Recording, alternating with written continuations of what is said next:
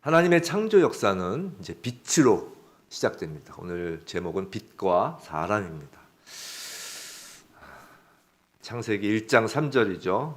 하나님이 이르시되 빛이 있으라 하시니 빛이 있었고입니다. 하나님이 이르시되라고 합니다. 하나님의 첫 번째 이르시는 거예요. 하나님의 직설화법이 성경에서 처음 나오는 겁니다. 빛이 있으라이죠. 근데 원어를 직역하면 그러자 하나님께서 말씀하셨다입니다.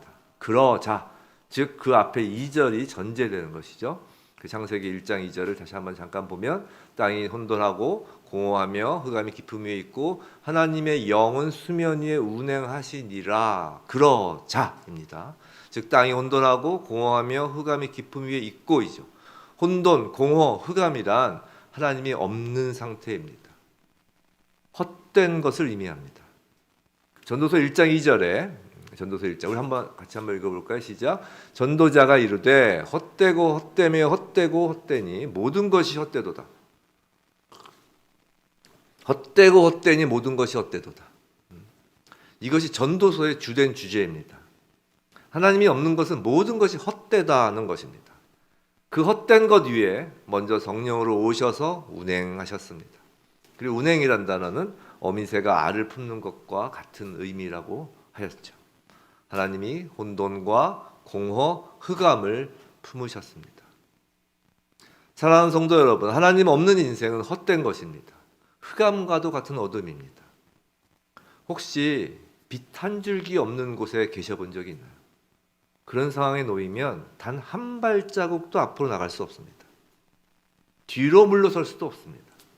그때 할 수 있는 것이라곤 그저 그 자리에 주저앉아 웅크리고 있는 것뿐입니다. 어둠 가운데서 눈이 어둠에 익숙해질 때까지 기다리는 것입니다. 근데 어둠에 눈이 익숙해진다는 것도 어디에선가 작은 빛이라도 스며들어올 때야 가능합니다. 그마저도 없다면 웅크리고 기다리는 것도 소용없습니다. 아무런 소망이 없는 것입니다. 하나님은 어둠 속에 갇힌 헛된 세상, 소망 없는 세상을 끌어안으시고 빛을 주시며 일으켜 세우시기 시작하는 것입니다. 깊은 흑암에 갇힌 인생, 앞으로 갈 수도 뒤로 물러날 수도 없는 곳에서 아무것도 할 수 없을 때 그때 하나님께서 끌어안아 주십니다. 그리고 우리가 주저앉아 있는 그곳에 한 줄기 빛을 비추기 시작하십니다. 말씀을 통해서 말이죠. 그럼 우린 일어나 헛된 세상 속에서 헛되지 않은 인생으로 걸어갈 수 있는 것입니다. 본문 4절, 빛이 하나님이 보시기에 좋았더라. 자, 여기에서 빛이 무엇인지에 관해서는 정말 여러 가지 견해가 있습니다. 이 왜 여러 가지 견해가 있는 이유는 이 네 번째 날에 창조하신 광명체예요. 혹시 성경에 갖고 계신 분은 쭉 그 밑에 보면 이제 둘째 날, 셋째 날 창조된 게 나오죠. 근데 네 번째 날에 창조하신 그 광명체, 즉 해와 달과 별에 빛이 있기 때문에 그런 거예요. 그래서 그 해와 달의 별의 빛이라는 견해도 있고, 분명히 넷째 날하고 첫째 날은 구별되니까 별들과는 다른 어떤 발광체라는 견해도 있는데, 우리가 뭐 하나님을 모두 알 수 없는 것과 마찬가지로 하나님의 창조 내용을 전부 알 수는 없기에 우리가 모르는 어떤 발광체라고 하는 것입니다. 근데 지금 천체 물리학이나 연력학 등 과학을 지금 이 시간에 논하려는 것이 아닙니다. 말씀을 통한 하나님의 뜻을 아는 것이 그보다 훨씬 중요하니까요. 일단 빛은 좀 뒤로 밀어두고 자, 하나님의 창조 역사에서 반복되는 단어가 두 개 있는데 방금 읽은 4절에서 그걸 볼 수 있습니다. 보시기에 좋았더라, 그리고 나누사입니다. 먼저 보시기에 좋았더라입니다. 그래서 좋다의 히브리어는 토브입니다. 뭐 이 정도는 하나 알고 계셔도 좋을 것 같아요. 토브. 그래서 뭐 상호 중에 토브라는 상호도 있죠. 토브입니다. 이 토브는 단지 감정적으로 좋다, 기뻐 죽겠다라는 의미만을 나타내는 단어가 아닙니다. 우선 토브는 최고이다가 아니라 완전하다라는 의미입니다. 자, 최고는 여러 가지 비교 대상, 즉 비슷한 것들 가운데 가장 좋다라는 것이겠지만, 완전은 비슷한 것들과의 비교가 아니라 불완전한 것의 정반대입니다. 그러니까 어렵지 않죠? 예를 들면 이런 겁니다. 좀 더 이해하기 쉽게. 여러 가지 모양의 재질과 컵이 있다고 합시다. 이제 마시는 이제 컵이죠. 근데 그 여러 컵 중 이것이 가장 좋다라고 한다면 그건 최고입니다. 그렇기 때문에 최고는 사람마다 다르고 매우 주관적인 평가입니다. 나에겐 최고인 것이 다른 사람에겐 최고가 아닐 수 있기 때문입니다. 누구는 유리컵을 좋아할 수 있고 누구는 사기컵을 좋아할 수 있고 다 다르잖아요. 근데 여러 컵이 있는데 모든 컵이 불완전하다고 합시다. 불완전하다는 것은 컵으로서의 기능을 발휘하는데 문제가 다 있다는 것입니다. 컵이 금가고 깨져서 물이 새는 것입니다. 아무리 겉모습이 멋있고 금장으로 도색을 하였어도 물이 새면 그건 컵으로서 불완전한 것입니다. 이 불완전한 컵은 사실 컵이 아니죠. 골동품은 될 수 있을지언정 컵은 될 수 없습니다. 여러 컵 가운데 단 한 컵만 물이 새지 않고 컵으로서의 기능을 발휘하는데 완전하다면 그것을 토부라고 하는 것입니다. 토부는 사람마다 다르지 않고 객관적인 평가입니다. 그런데 본문에서 주어는 사람이 아닌 하나님입니다. 보시는 분도 하나님이시고 좋다고 평가하신 분도 하나님이십니다. 모든 최종적인 평가는 하나님에 의해 내려져야 하며 이러한 평가만이 진정한 의미를 갖습니다. 하나님이 보시기에 좋았더라와 상반되는 것이 뭐죠? 사람이 보기에 좋았더라가 바로 하와가 보기에 너무도 좋았던 그 선악과입니다. 그것은 실제로 좋은 것이 아니라 인간을 파멸케 만드는 것이었습니다. 그런 의미에서 볼 때 사람들의 평가는 그닥 중요하지 않습니다. 사람은 진정한 토부를 알 수 없기 때문입니다. 그래서 지금 당장은 사람 눈에 좋아 보여도 그것이 좋지 않은 것일 수도 있고 지금 힘들고 어렵고 좋아 보이지 않아도 그것이 좋은 것일 수 있습니다. 근데 만약 인생이 하나님 손에 붙잡혀 하나님이 그리시는 그림이라면 최종적으로 인생 그림 전체를 보시고 하나님께서 토부 좋았더라 라고 하시는 것입니다. 이것이 곧 합력하여 선을 이루신다는 것이며 그것이 진짜 좋은 것입니다. 그림 안에 그늘진 부분도 있고 밝은 부분도 있는데 그 그림 전체에서 모두 좋은 것입니다. 그래서 그리스도인의 인생은 기쁠 때나 슬플 때나 좋은 것입니다. 다만 우린 전체를 보지 못하기에 그것이 좋은 것인지 안 좋은 것인지를 당시에는 잘 모를 뿐인 것이죠. 중요한 것은 사람이 보기에 좋은 것인지 아닌지가 아니라 하나님 손에 붙잡혀 사는 인생인지 아닌지가 중요한 것입니다. 저 여러분 모두가 하나님 손에 붙잡혀 하나님이 보시기에 좋다라고 하시는 인생이길 원합니다. 자, 토부는 완전함이라고 했습니다. 그런데 진정 완전하신 분은 하나님 한 분뿐입니다. 하나님은 무엇과 비교해서 최고인 분이 아닙니다. 유일하게 완전하신 분입니다. 유일하고 완전한 신이 곧 하나님이십니다. 그 완전하신 하나님께서 창조를 하시면서 토부, 완전하다고 말씀하신 것은 그 창조를 통해서 하나님의 완전함이 드러났다라는 뜻입니다. 하나님이 창조하신 만물은 그 자체로서가 의미가 있는 것이 아니라 하나님을 드러낼 때 의미가 있는 것입니다. 죄가 들어오기 전 하나님이 창조하신 피조 세계는 완전함으로 하나님을 드러냅니다.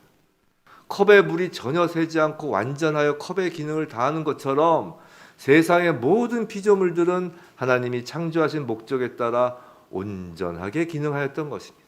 하늘은 하늘로서, 땅과 바다는 땅과 바다로서, 채소와 나무, 해와 달, 별, 물고기와 새, 짐승들 모두는 창조의 목적대로 기능하는 것입니다.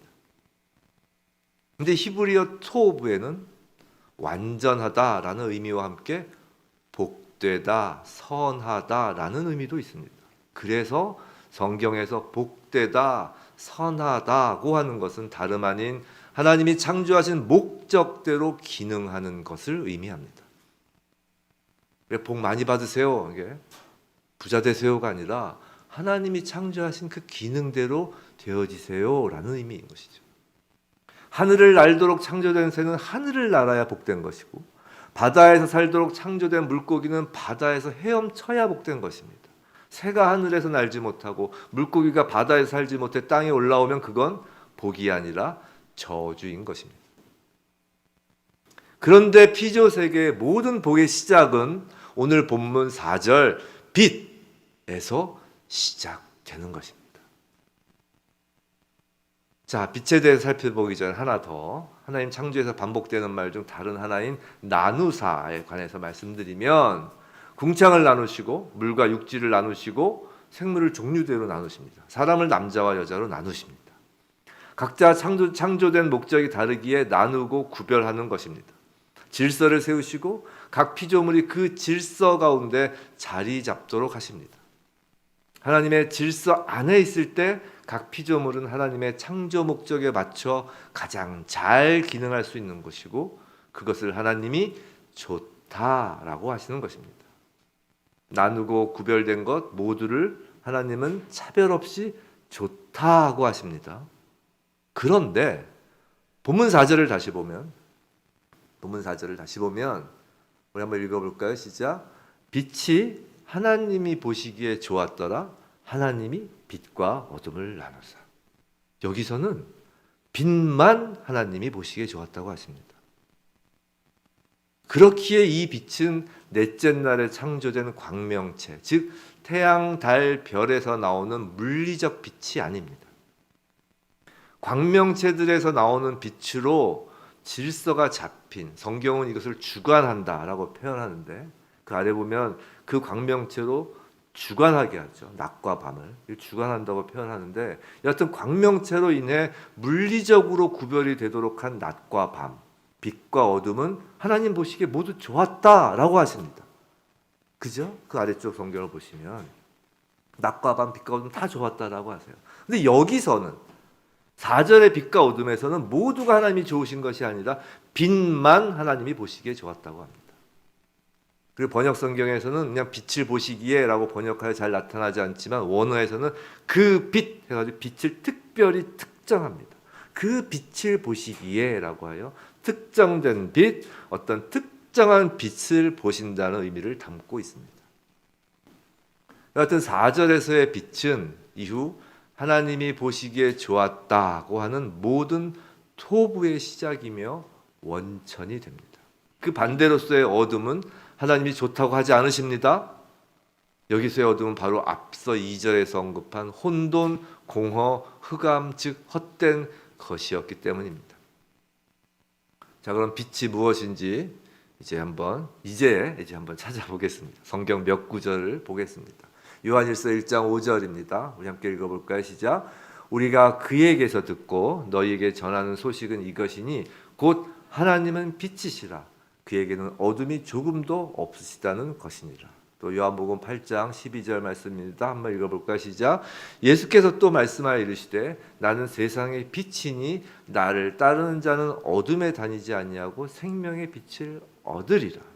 자, 하나님은 빛이시라, 또 예수님이 세상의 빛이라라고 합니다. 이건 하나님, 예수님이 번쩍거리는 눈에 보이는 빛이라는 의미가 아니라 어둠에 갇힌 세상 속에 하나님이 드러나는 것을 인간의 언어로 빛이라고 표현한 것입니다. 또 생명의 빛이라고 합니다. 생명이 눈에 보이는 번쩍번쩍거리는 게 아니라 생명의 원천이신 예수님이 나타나는 것을 생명의 빛이라고 표현하는 것입니다. 우리가 고린도후서 4장 6절을 보면 이제 더욱 확실해집니다. 고린도후서 4장 6절 우리 함께 읽어볼까요? 시작. 어두운데 빛이 빛이라 말씀하셨던 그 하나님께서 예수 그리스도의 얼굴에 있는 하나님의 영광을 아는 빛을 우리의 마음에 비추셨느니라. 이 말씀은 이런 겁니다. 예수님 공생의 시절에 이런 적이 있었어요. 빌립이라는 제자가 하나님을 보여주세요라고 하자 예수님이 이렇게 얘기하시죠. 우리 식으로 표현하면 도대체 같이 나하고 지낸 지가 얼마나 지났는데 아직도 그런 말을 하냐라고 하시면서 예수님을 보면 곧 하나님을 본 것이라고 하셨습니다. 예수님이야말로 하나님이시며 이 땅에 하나님을 온전히 드러내시는 분이시기 때문이죠. 근데 방금 읽은 그 고린도 후서에서는 다시 띄워주시고 방금 읽은 고린도 후서에서는 오늘 본문 하나님의 빛이 있으라 어두운 데서 빛이 비치라 말씀하셨던 즉 하나님의 빛이 있으라 라고 하신 것을 예수 그리스도의 얼굴에 드러나는 하나님의 영광과 같다라고 하시는 겁니다.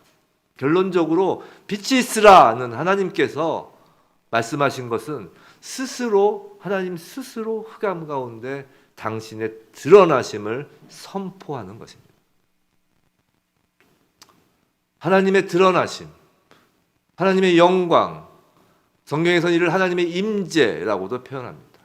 깊은 흑암으로 헛되고 헛된 곳에 하나님의 영광, 하나님의 임재가 시작됨을 알리는 말이 빛이 있으라입니다. 모든 토부, 모든 저하떠다의 시작이 바로 그 빛인 것입니다.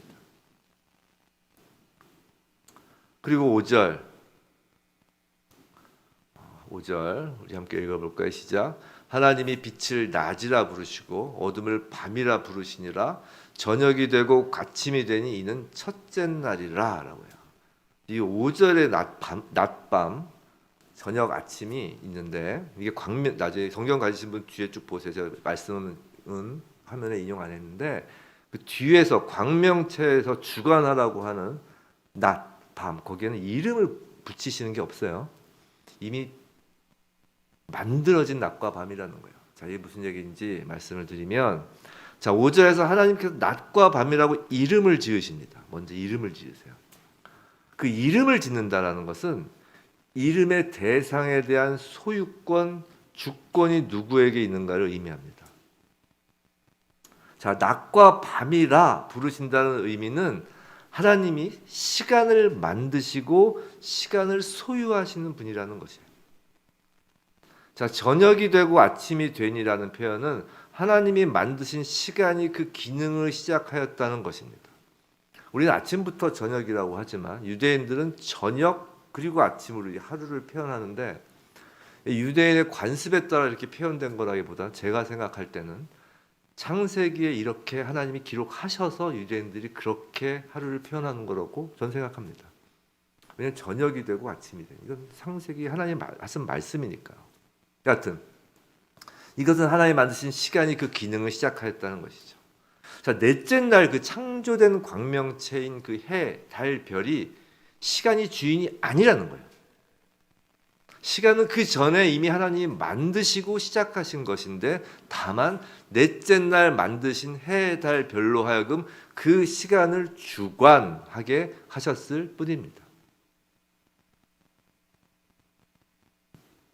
예를 들면 우리가 일식이 딱 된다고 보세요. 그럼 해가 딱 없어져요. 그럼 그게 낮이에요, 밤이에요? 그걸 밤이라고 하시는 분 없잖아요. 그죠? 그러니까 해가 주관은 하게 하지만 시간의 주인은 아니라는 거예요. 성도 여러분, 하나님이 빛이 있으라 하시고 빛과 어둠을 나누신 후에 다른 모든 피조물을 만드시기 전에 먼저 하신 일이 시간을 만드신 일입니다. 그래서 시간은 매우 중요합니다. 우리가 피조물로서 이 땅에서 살아가는데 가장 중요한 것을 꼽으라면 그건 시간입니다. 시간을 아껴야 합니다. 사람이 늘릴 수도 줄일 수도 없는 것이 시간입니다. 하나님은 시간을 창조하시고 그 시간 속에서 창조를 이어가십니다. 그러니 시간을 아끼고 부지런하게 사는 것은 우리 인간에게 하나님의 토부를 이루어가는 데 있어서 매우 중요합니다. 그러나 그렇다고 해서 시간이 우리의 주인이 되는 것은 아닙니다. 시간 너머에서 시간을 주관하시는 하나님이 계심을 또한 우리는 알아야 합니다.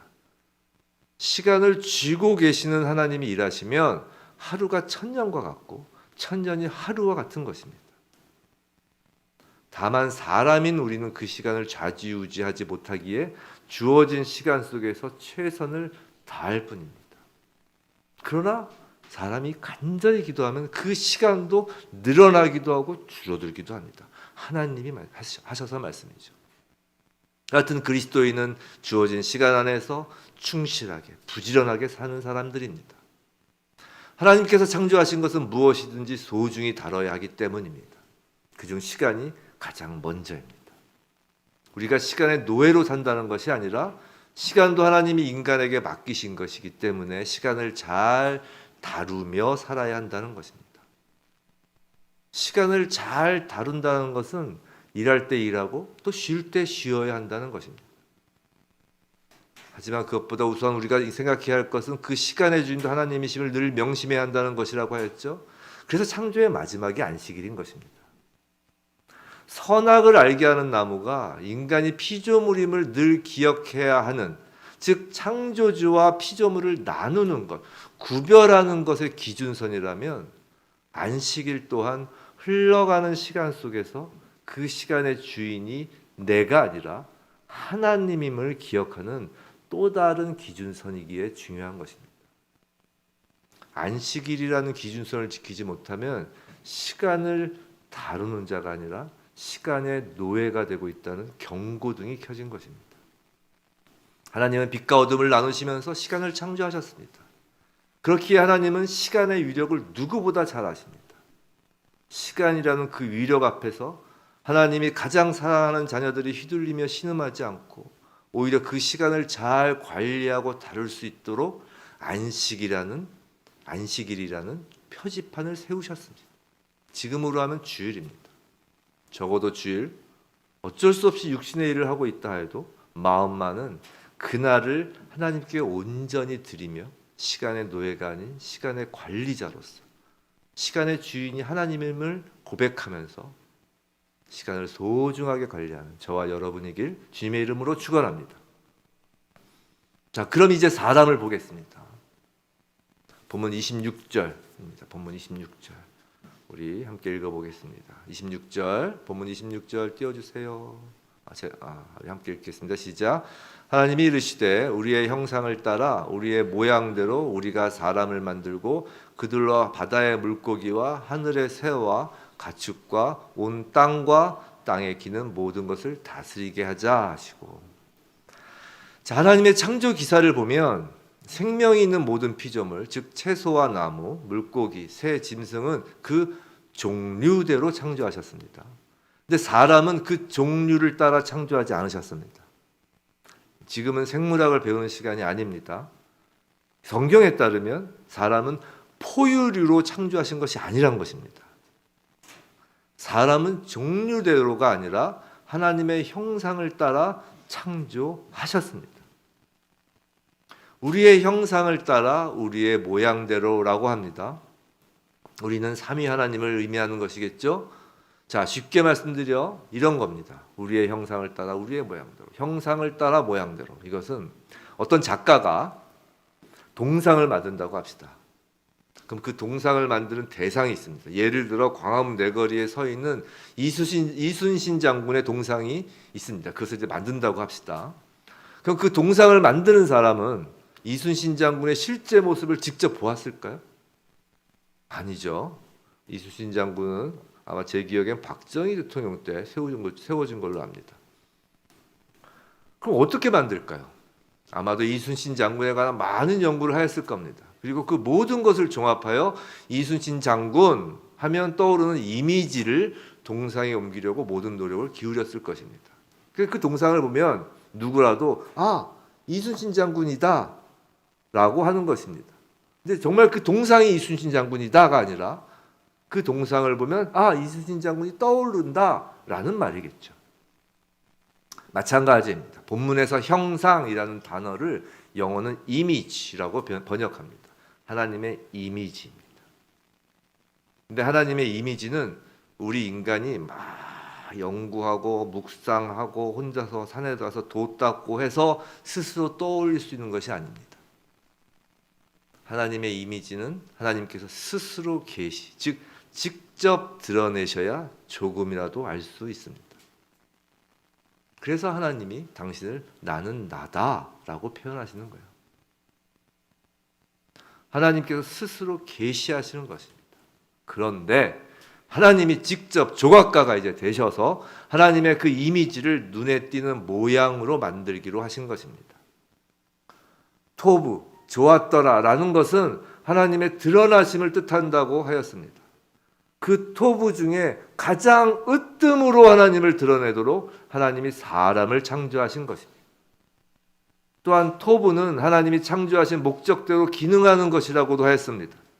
모든 피조물은 하나님을 드러내는 목적이 담겨 있습니다. 그중 사람은 특히나 하나님의 이미지를 담고 있어서 사람을 보면 모든 피조물이 하나님을 본 것과 같이 되도록 하는 기능을 복으로 주셨습니다. 하나님의 이미지가 떠올리도록 하는 그 기능을 주신 거예요. 그럼 하나님이 인간을 창조하신 목적대로 하나님의 이미지를 떠올리게 하는 그 목적대로 기능하는 것이 무엇일까요? 무엇을 하면서 그것을 하라고 하였을까요? 그것이 26절에 나오는 그들로 바다의 물고기와 하늘의 새와 가축과 온 땅과 땅에 기는 모든 것을 다스리게 하자라는 역할로서 하나님의 이미지를 떠올리게 하는 목적을 달성코자 하시는 것입니다. 그래서 다스리다라는 말은 죄로 오염된 세상에서 얘기하는 그 다스리다가 아닙니다. 세상에서 다스리다라는 말은 정복자가 포로들의 생사 여탈권을 가지고 있듯이 절대 주권을 행사할 수 있는 위치에서 권력을 행사함을 가리키지만, 하지만 하나님이 사람으로 하여금 피조 세계를 다스리게 하자라는 것은 그런 뜻이 아니라 피조물들이 몰래 하나님의 창조 목적에 맞게 모든 것이 잘 기능되도록 관리하고 보호하는 일을 맡기셨다는 것입니다. 그것을 통하여, 그 기능을 통하여 하나님의 이미지를 떠올리게 하는 것이 사람의 창조 목적인 것입니다. 그러면서 하나님은 사람을 축복하십니다. 28절, 하나님이 그들에게 복을 주시며 하나님이 그들에게 이르시되 생육하고 번성하여 땅에 충만하라, 땅을 정복하라, 바다의 물고기와 하늘의 새와 땅에 움직이는 모든 생물을 다스리라 하시니라. 여기서 생육하고 번성하여 충만한 복은 다른 새, 물고기, 짐승에게도 동일하게 주시는 복입니다. 하나님이 주시는 복은 생명의 풍성함입니다. 아까 본 요한복음 8장 12절에서 예수께서 말씀하셨습니다. 나는 세상의 빛이니 나를 따르는 자는 어둠에 다니지 않고 생명의 빛을 얻으리라. 예수님은 세상의 빛이시고 예수님을 따르는 자는 생명의 빛을 얻는다고 하신 것입니다. 하나님이 드러나는 곳에는 언제나 생명이 넘칩니다. 빛이 있으라 하신 곳에 생명이 시작되는 것입니다. 근데 사람에게는 그 생명의 복에 더하여 정복하고 다스리는 복을 주기로 하셨습니다. 정복하다는 것은 발로 밟아 이렇게 걸어간다는 의미를 갖는데, 그런데 여기서의 정복은 발로 밟아 죽이는 정복이 아니라 사람이 가는 곳마다 생명이 넘쳐나는 피조 세계의 그 복이 피어나도록 하라는 것입니다. 하늘을 나는 새가 하늘을 날지 못하게 된다면 그건 사람이 자신을 향한 창조 목적을 거슬렀기 때문인 것입니다. 물고기가 더 이상 바다에서 살지 못하게 되었다면 그건 사람이 하나님이 맡기신 일을 제대로 수행하지 못하였기 때문입니다. 새의 잘못이 아니라는 것입니다. 물고기의 잘못이 아니라는 것입니다. 하나님과 관계가 끊어진 죄로 인하여 사람에게서 하나님의 형상, 하나님의 이미지가 발견되지 않는 것입니다. 하나님의 이미지가 무엇인가요? 바로 빛. 빛이 있으라 하신 그 빛이신 겁니다. 근데 더 이상 사람에게서 빛이 나지 않는 것입니다. 복이 사라진 것입니다. 하나님께서 사람에게 복을 주시는 장면을 우린 신약 성경에서도 봅니다. 예수님의 산상수훈 8복에서 우리는 그것을 봅니다. 심령이 가난한 자, 애통하는 자, 온유한 자, 의에 줄이고 목마른 자, 긍휼히 여기는 자, 마음이 정결한 자, 화평케 하는 자, 의를 위하여 박해를 받는 자, 이렇게 8가지 내용으로 예수님은 당신의 말씀을 듣는 자들을 축복하십니다. 사람이 피조물로서 하나님의 목적대로 사는 길, 진짜 복이 무엇인지 선언하고 가르쳐 주시면서 말입니다. 이것이 바로 우리에게 주신 하나님의 형상인 빛인 것입니다. 칠흑같이 어두운 밤바다를 비추는 등대에 그 빛이 없다면 배가 암초에 걸려 부서지고 가라앉고 생명이 죽어갑니다. 등대의 빛은 세상이란 바다에 떠 있는 배들에겐 생명을 주는 토브, 좋은 것입니다. 예수님은 그리스도인들에게 너희는 세상의 빛이라고 말씀하셨습니다. 오늘 하나님이 예수를 믿어서 빛이신 예수를 우리의 주님으로 모신 저와 여러분에게 다시 축복하시며 말씀하십니다. 너희는 빛이다 라고 말입니다. 성도 여러분, 깊은 어둠에 갇혀 보신 경험이 있으신가요? 앞으로 나갈 수도 없고 뒤로 물러날 수도 없어서 어둠 속에 웅크리고 아무것도 못하고 멈춰본 적이 있나요? 그때 어디선가 전혀 뜻밖의 빛이 들어와 길을 찾으신 경험이 있으신가요?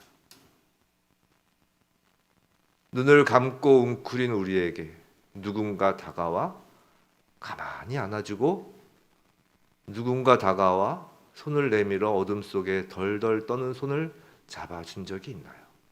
그것이 바로 빛입니다. 흑암을 운행하며 안아주신 하나님, 어둠 속에 빛으로 드러내신 하나님인 것입니다. 우리 모두가 어둠에 갇혀있는 부분이 있습니다. 그런데 그 어둠에 있는 곳에서 빛으로 예수님이 오셔서 우리를 안아주시고 손을 내밀어 주셨습니다. 그리고 그런 우리에게도 이제 빛이라 하십니다. 하나님은 우리에게 어마어마하고 세상이 경천동지할 큰일, 이름을 세상에 떨치는 유명한 일을 하라고 하시지 않습니다. 큰 사랑, 큰 일, 세상 기준으로 크고 놀라운 일을 하라고 하지 않으십니다. 그저 어둠 속에 갇힌 누군가에게 다가가 안아주고 손을 내밀어 주라고 하실 뿐입니다. 그럼 그 손을 잡고 일어난 사람은 언젠가 어둠에 갇힌 또 한 사람을 일으켜주는 빛, 또 하나의 토부가 되는 것입니다. 그렇게 세상을 정복하고 다스리는 것이 그리스도인입니다. 부디 하나님의 형상대로 지음받은 그리스도인으로서 어둠에 갇혀 웅크리고 있는 한 영혼 한 영혼을 안아주고 손 내밀어준 우리 모두이기를, 비치기를. 그래서 하나님이 우리를 보시기에 좋았더라, 좋았다, 토브라고 외치시는 아름다운 인생 되길 주님의 이름으로 축원합니다.